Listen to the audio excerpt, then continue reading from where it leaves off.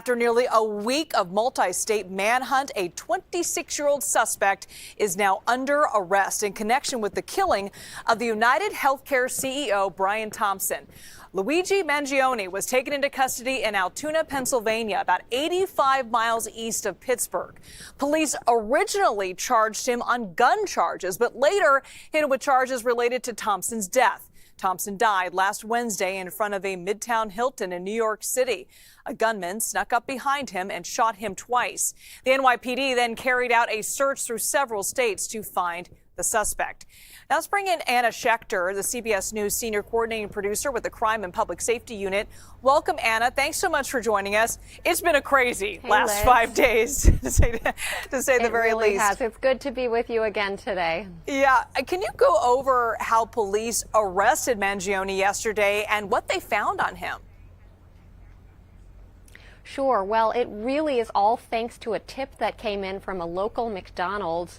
A patron of the McDonald's recognized him from the police photos that had been posted all over, plastered on the media. He told a McDonald's employee who then called 911. And Altoona is not a huge city, so the local police could get there quickly. What did they find, according to the police report that we reviewed last night? Mangione was sitting at a table looking at his laptop, wearing a surgical mask. He had been having breakfast there, and they walked up to him, and as soon as they asked him, "Have you been to New York recently?" he got nervous and started shaking. That's according to the police report, and also a presser last night where the officer, who was a brand new officer on the job, just 6 months, well, he spoke last night, and he was the one to apprehend him.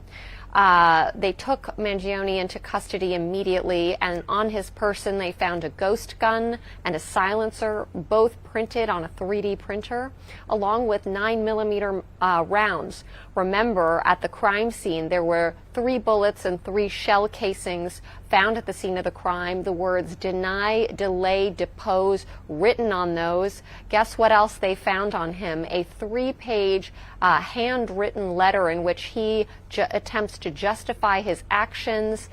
He is raging against corporate America and how the healthcare industry rakes in profits while the United States ranks number 42 in life expectancy.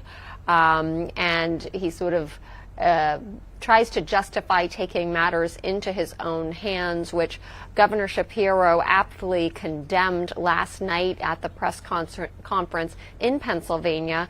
The suspect, of course, is still there. He is in prison, about 45 minutes drive from the McDonald's where he was arrested. The judicial process will kick in now. Of course, New York City prosecutors have charged him on murder charges, and right now we're just waiting to hear about how this extradition process is going to work. And Anna, we understand Mangione's family released a statement. What did they say about all this? Well, they didn't say much. They said that they learned what had happened from the media. They had, we can report that he had basically gone quiet over the last 6 months. And so the family didn't release much of a statement, but just they said that they were shocked by this news. They expressed their condolences to Thompson's family, but it was a short 2 or 3 sentence statement. Of course, we're awaiting more. At this time, we're still trying to get in touch with Mangione's attorney. So much is in flux, so many moving parts as we are speaking right now, Liz. A lot still up in the air. So Luigi Mangione is still in Pennsylvania. He is in custody. So legally wise, what's next with all this? He's going to be extradited to New York City eventually, correct? That's right. And that could happen very quickly, or it could get delayed. If he waives his right to fight this extradition, then the U.S. Marshals can come in and it's really a logistical question of how do you get him from that prison over here to New York City, downtown to Pearl Street, essentially. And if he fights that extradition, then there's paperwork that has to happen, and Governor Kathy Hochul of New York will go to Governor Shapiro of Pennsylvania and request an extradition. Given the sort of steps that have to get taken, that could delay this by even up to a month.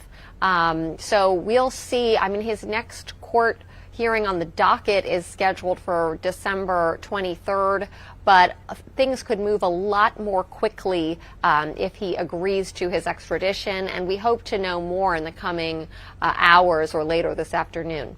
All right, Anna Schecter with CBS News, the senior coordinating producer with the Crime and Public Safety Unit. Thanks so much, Anna.